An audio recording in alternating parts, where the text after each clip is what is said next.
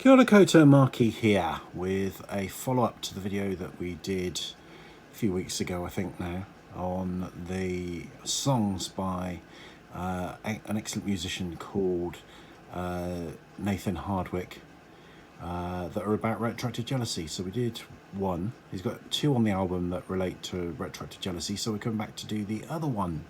Okay, so if you're new to the channel, welcome. This is the channel that's full of meaty content but has absolutely no production values. So hence you'll see that you can't even see me. I'm pointing my iPhone at my computer screen to look at the lyrics, and of course when you do that you get kind of a kind of horrible jazzy effect, so apologies for that. But I'm not really a Luddite, but I'm not good with tech, so there you go. So it's an old school way of doing it, and apologies for the visuals. Don't watch if you have epilepsy or migraine or anything like that, and it's gonna trigger that. Okay, so first of all, I'm going to put a link down in the description box below to the YouTube channel for Nathan, and what I would really appreciate you doing is, as soon as you watch this video, heading straight there and giving this a like. So it's got a whole album on there, and we're just featuring two of the songs on the album. I've had a bit of a listen to some of the other ones today, and they're really good. So give that channel some love. So subscribe if you can, and give the songs a like, because we all need recognition. And it's a damn good song. I like this one even more than the one that we featured last time. It's a little bit more rocky, and I'm a bit of an old school headbanger, so I like a bit of rock. It's not I wouldn't really call it a rock song, but it's got a rock element to it, for sure. It's a bit more guitar-y, and I like all that really. I like all sorts of things, but rock is what I grew up with really. So Last in the Line. So you can see how that might relate to retroactive jealousy from the get-go. So if you're new to the channel and you're wondering what retroactive jealousy is, there are other videos which explain what it is. We're not going to go into what retroactive jealousy is on this video. So we're taking that if you're watching this video, you probably have some familiarity with what retroactive jealousy is. You might be a retroactive jealousy sufferer. If you are, stop suffering. Get well, because you can get well from retroactive jealousy, and don't let anyone tell you that you can't. And if you're a partner of somebody with retroactive jealousy, then what I would suggest is have a watch of the videos that we've done specifically for partners, which have some guidance on how to deal with all that. So let's get into the song. Now the lyrics to this one are a little bit more, or a little bit less obvious, I guess, than the previous song that we did, and you know, open more to interpretation. So I'm just going to talk about what they kind of bring up for me really, because the great thing about analysing or looking at this song is that the writer is available to us, and I'm sure Nathan won't mind making a comment on this video and just clarifying anything, particularly if I get anything wrong. Just putting me right, and maybe you might want to say a little bit more about what some of the things mean. So I'm not going to go into, I think that definitely means this and that definitely means that, but I'll talk about where certainly I can relate to things, and they seem to fit with the experience of retroactive jealousy. When I say the experience of retroactive jealousy, I'm a recovered sufferer myself, and international therapist for people with retroactive jealousy. So I've got a lot of experience. I know a lot about retroactive jealousy. So okay, here we go. So Last in the Line, that kind of speaks for itself, doesn't it really? Tethered to a past of significant action. So I'm guessing that's kind of tied to partner's past. Significant action. So people with retroactive jealousy see anything sexual or romantic as deeply significant, you know, almost kind of sacred, and attach far more importance to it than is due. So tethered, so tied to it, that's very much the case. So it's an obsessive compulsive condition. So when you're obsessed with something, it's like you're tied to it. You can't let it go, and it can't let you go. I'm tied to the mast until the storm settles down. So that's interesting. So I'm thinking about, there's a couple of references in literature to people being tied to masts, aren't there? Who was it? It was in the Greek myths, wasn't it, that somebody wanted to hear the sound of the sirens. But so that, I think I'm not hugely up on Greek mythology, but as you can tell, but there was a guy who they were sailing near where the sirens were, and the sirens sing like beautiful women. It's amazing kind of seductive, beautiful song, but it lures you to your death. So he asked to be tied to the mast so that he could hear it. He was captain of the ship. He was one of the heroes. I think he got all the rest of the crew to put wax in their ears so they couldn't hear it, but he wanted to hear it and not be lured to his death. So that's an interesting analogy. And then I also think of the rhyme of the Ancient Mariner. So I think he was tied to the mast, wasn't he? Because he shot the albatross, and I think they tied him to the mast and hung the albatross around his neck.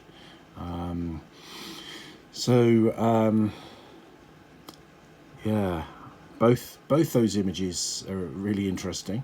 And until the storm settles down. So retroactive jealousy tends not to be constant. It can be frequent, but it does come in storms. So when you're triggered with retroactive jealousy, that's like the storm. Then it will settle down, and then you'll create. And on some level, you will create your next storm. But I like the positivity of this. Look to the blue skies behind the horizon. Not on the horizon, but behind the horizon. So looking to them but not looking at them. So it's like recognizing, seeing the possibility for hope is how I interpret that. Over crumpled pages that still influence me now. Okay, so influence me now is a refrain, a chorus, and a bit of a coda in this. Sorry, my thing is in front of the camera here because I need to adjust myself. I told you, I warned you about the production values on this channel. So checkered history arouses suspicion. So checkered history, so checkered as in black and white. So a checkered history is some good, some bad. Now arouses suspicion. Now this is like the RJ mind. Okay, so the partner's past isn't bad, because what we're talking about with retroactive jealousy is kind of normal stuff really that human beings do, sexually or romantically. We're not talking about people that have committed heinous crimes, but we suspicion is a word that we would use. A little word you say makes it all slow right down. So that, I think, relates to the reassurance seeking. So arouses suspicion. So the retroactive jealousy mind goes crazy, goes into overdrive, thinking, what about this, what about that, did she do this, did he do that, blah blah blah. And then you go and ask your partner, tell me more about this, and they tell you something that in the moment creates massive reassurance, but it never lasts, and it always sows the seed of the next storm, if you like, the next period of imaginings. So next line, I'm imagining how it might have happened. So that's what retroactive jealousy people do. The partner tells them, oh yeah, I had a fling with a Turkish guy in Amsterdam or something. They'll not just oh okay, they'll kind of picture that in their heads and kind of imagine it like a movie in front of them. Sometimes that can be a voluntary process, or they're choosing to do that, and sometimes it can be just like an automatic movie that plays and replays and replays in their heads. And there's a technique that all our counsellors, part of our organisation, all our therapists that are RJ specialists, are all trained in a technique which can actually get rid of that actually really easily. So if you do get that, don't suffer in silence. And we've also put it on our Patreon Patreon channel. I always get my patron and my Patreons mixed up. There's a low-cost self-help version of that. So if you do suffer with that, don't stop suffering. Do the technique. It usually works first time, and very rarely people need to do it a second time. And it's very easy. Sounds too good to be true. Usually if things sound too good to be true, they are, but it's not. It's a really good little technique that just shifts, shifts the way the brain works, basically, and the way the brain reproduces images. We call it the movie director technique. Anyway, I'm going off on a tangent, which is something else that happens on this channel, and is part of its charm. Faded images still influence me now. Now these lyrics, the written lyrics, have actually been given me by Nathan, but having listened to the song, it says "won't let them influence me now" rather than "don't let them influence me now."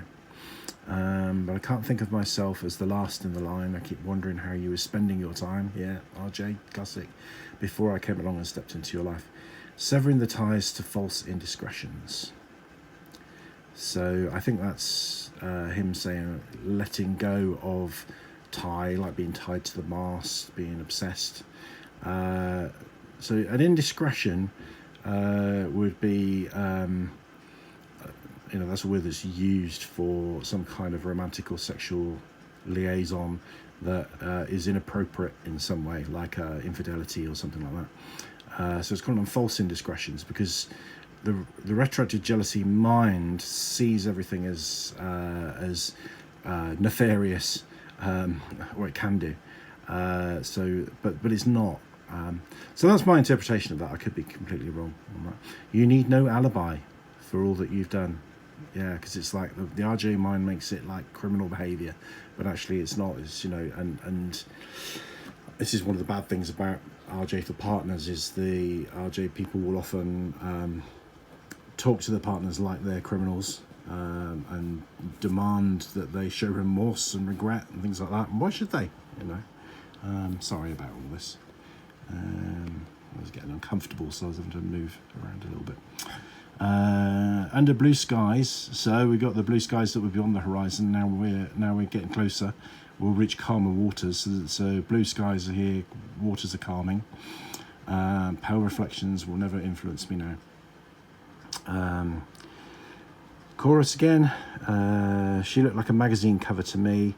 Now, to me, that makes me think of how we put partners on a pedestal as retroactive jealousy sufferers, and that's something Zachary Stockhill talks about a lot. I look like some newspaper story she'd see. This is the bit, the lyric really that puzzles me the most. I'd be really interested to hear what Nathan says. I look like some newspaper story she'd seen, all covered in fingerprints from the places I'd been. But put it together and it's not what it seems to be. Yeah, interesting. What do you think that means? Put it in the comments what you think that means. Because I can't think of myself as the last in the line. Keep on wondering how you spend your time. Yeah, that's the chorus again. A meaningless influence has got a hold of me now. And that, and then there's a coda which which is talking about influence. It's a good word, influence. Being influenced by something, but with RJ we actually allow ourselves to be influenced. It feels like something external, but actually we're influencing ourselves really. And then it goes into, that's the lyrics of the previous song that we talked about, Secondhand Love. So there we go. That's the last in the line. I really like that song. So give it some love. Hope you found this interesting. I still want to do a video about all the songs I know of that relate to retroactive jealousy. So if you know of any, please let me know. I'm always interested to hear them. I'm a collector of them. If you want to help us do the work that we do, getting information out to people suffering with retroactive jealousy all over the world, because that's where it happens, there's lots of ways you can help us, and they'll be listed in the description box below. Maybe not immediately, but they'll be there eventually. One of the best ways you can help us is to become a patron on Patreon, and actually got it the right way around at that point. So for as little as $1 per month, that's the minimum donation for Patreon, and there are benefits to that, and you get some exclusive content, and you also get free online correspondence and guidance to a reasonable degree. I mean, obviously, I can't correspond with you 24/7, but I'm quite happy when people are patrons to if they've got questions or worries, or they want to talk about their own situation, I will correspond with them online. So there you go. Thank you again, Nathan, for sending me these two songs. Love it. So let me know what you think in the comments, and I will be back in the next video, which may be about retroactive jealousy, or maybe about something completely different, and that's for reasons that I've explained elsewhere in other videos. But thank you very much. And well, we're coming up to Christmas now. Well, we're in the Christmas thing, aren't we? So I would take this opportunity to wish you a Merry Christmas, Happy New Year, and thank you for all your support over the year. If you've been a supporter or a subscriber or a friend on here, if not, maybe we'll become friends. Made a lot of good friends here on YouTube, and we'll catch you soon. Rangi Malie.